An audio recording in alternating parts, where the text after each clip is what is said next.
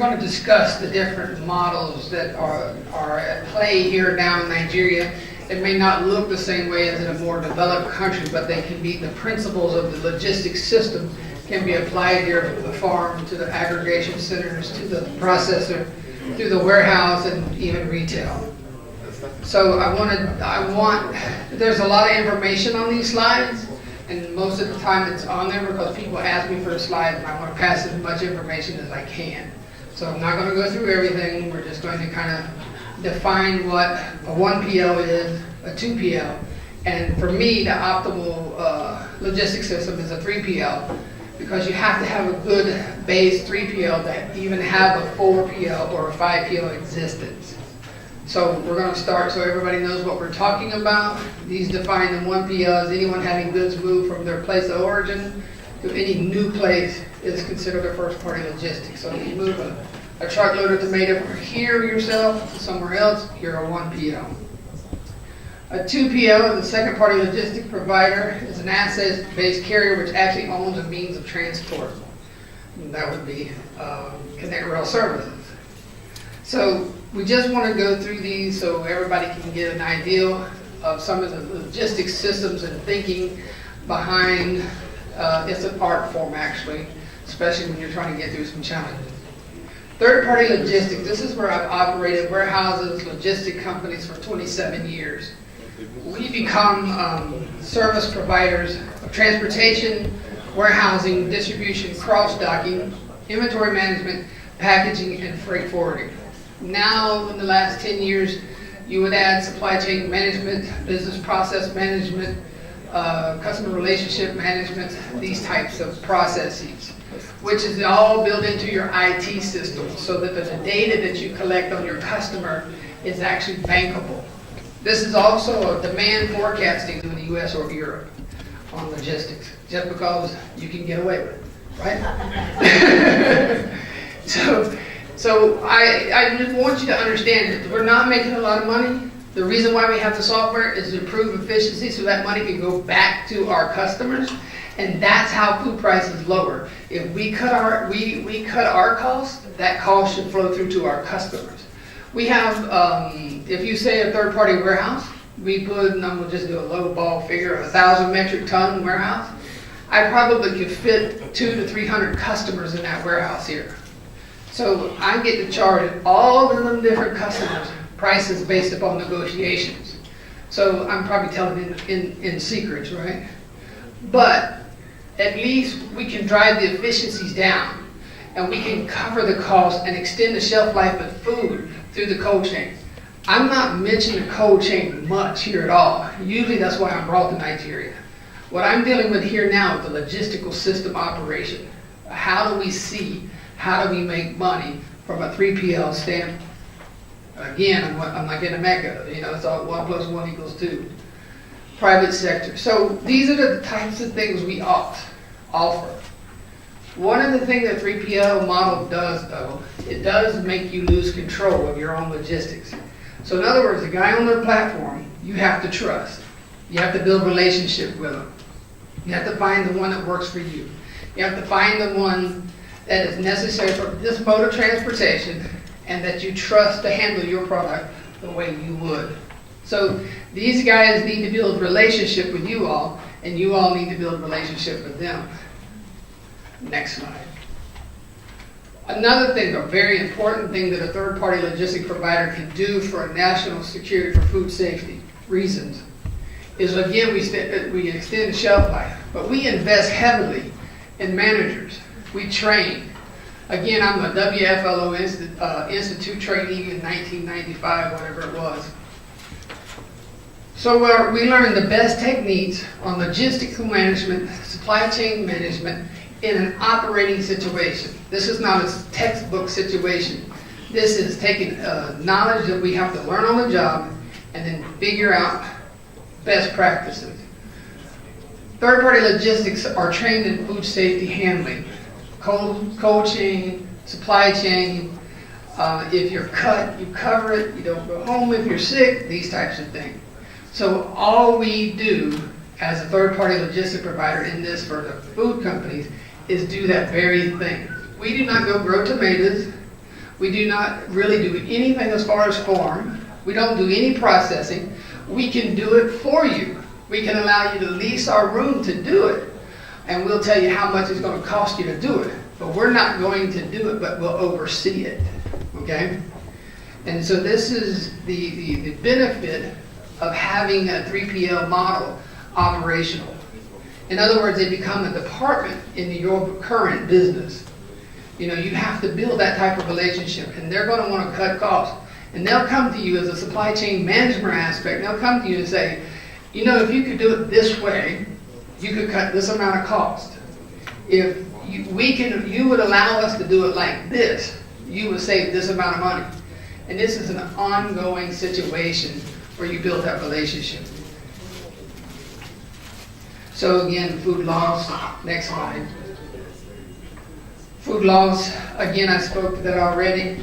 It says in developing an emergency market, if we had the same refrigerated transportation and warehouse capabilities as the developed world, 200 million tons of wasted food would be saved each year, increasing the food supply by 14%.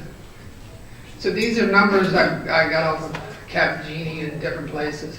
So it's a real situation when you put a 3PL model with the expertise and the warehousing, the logistics around it.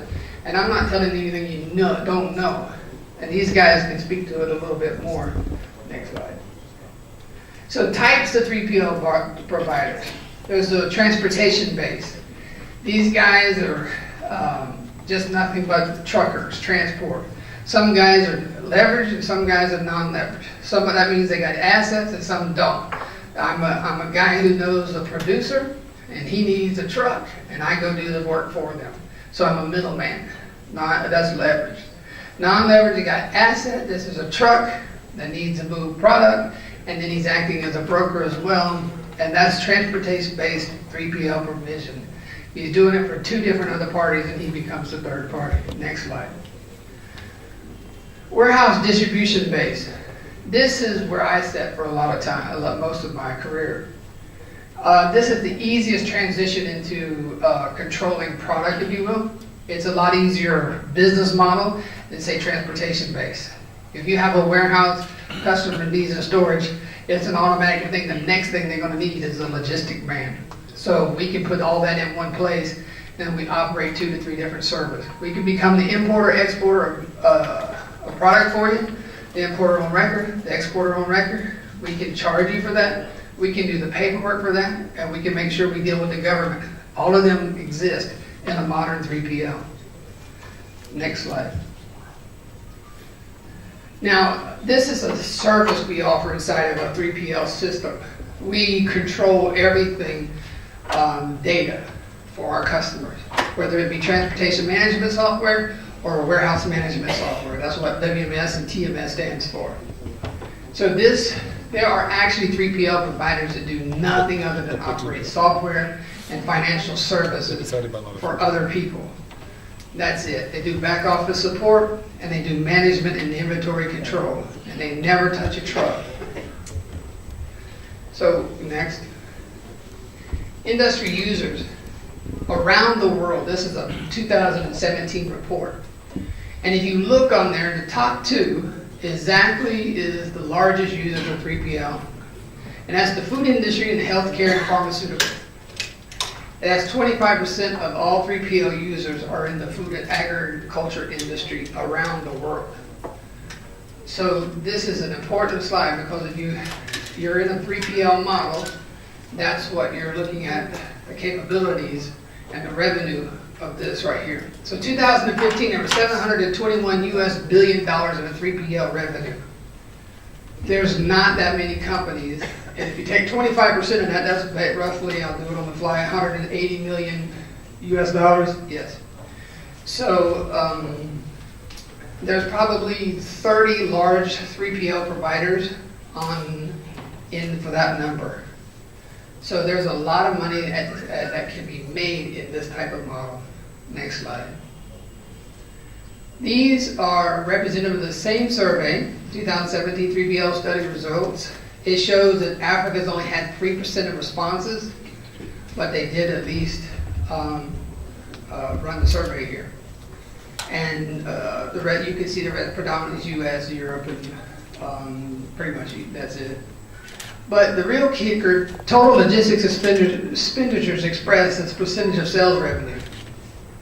So out of their sales revenue, a customer spends about 10% on their logistics. That can tell you what size company you can go after to make a profit. Where do you want to be? Who do you want to do business with? Since you're in a competitive market, honestly, you can pick and choose your customer at this point. So, I mean, you don't have to do a small customer. You don't have to go out of your way. I mean, I'm looking at it from a private sector standpoint is why I'm here. I'm looking at how to make money. So I would actually, if I came here with my expertise, investment, right, I would go after the big boy. Set number on the end. That's you. So there's advantages and disadvantages to doing this model for a customer. More advantages than disadvantages. All right, I'm going to go with the disadvantages because I spoke about the advantages. Loss of control over the logistics function. You can get disconnected with your customer. And in other words, they're used to dealing with Rusty. Okay, Rusty, how do I do this? Where do I go with this? Now, if you ain't built a relationship with me, or you make me mad, right? This is a reality. We have enough control, and I'm going to be honest, to say, well, why don't you go to this place? Or we'll sell it to here, or do this, or do that. But if you build enough relationship with your 3PL provider, remember, he may have 200 or 300 more customers he deals with. You have a hard time selling your product. This is also another service a 3PL provides. You may have a hard time getting rid of a product. I've actually sold product around the world for customers just by talking. Hey, I know where you can get this. Call this person, right? So you have to build that relationship. You have to build a trusting relationship. CRS and AP terminals have been in business for a long time. These guys are driven by corporate society. They're going to have certain regulations in place, and they're just controlled by a system rather than a person. Okay? There's other things on here, impact on in-house workforce. You're going to cut your cost. Labor is going out the door. The 10, 15 people you used to have handling shipping and all that is just going to go. They're going to take over. You're going to cut your costs right off the bat. You might take a little time to wean them off, but you're eventually going to wean them down to where you don't need anybody in shipping but one guy or one clerk on a computer. So I talked about more distance from clients, loss of personal touch, just continuing the service of a 3PL provider, difference in perception of service level. Your customer may not like somebody or has an issue. You have to become the check and balances on the 3PL model. That's what your department becomes. Checking in on regularly, having meetings, this kind of thing, just knowing what's going on with your product, and getting feedback from your buyer. That's just all there is to it. It's important. Okay, lastly, we'll put this up here. Food trade around the world. U.S., South Africa, you name it, gets up there, France. And this happens all the time. You can discuss import-export with all of us or domestic production, but there is programs and bilateral trade where people want to source from Nigeria. There's a large population of Nigerians, I'm not being a salesman here, in America that is looking for pounded cassava, yam, and all of that all the time. So I just want to make sure that we understand that also a 3PL model, a cold storage warehouse, logistic provider, acts as a national emergency institute. In other words, for example, everybody knows about the hurricane happening in Florida where I'm from. As soon as that happens, the government gets a hold of every large cold storage company in America. Ice, water is shipped to us. We get to charge 30 times the regular price.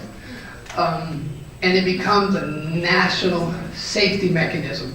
So our data gets reported to the government every month, so they know what's in storage all month long, all year long, in case there's a disaster anywhere in the world, that we become a member and we get really paid for it. So with that, I'm going to say thank you very much.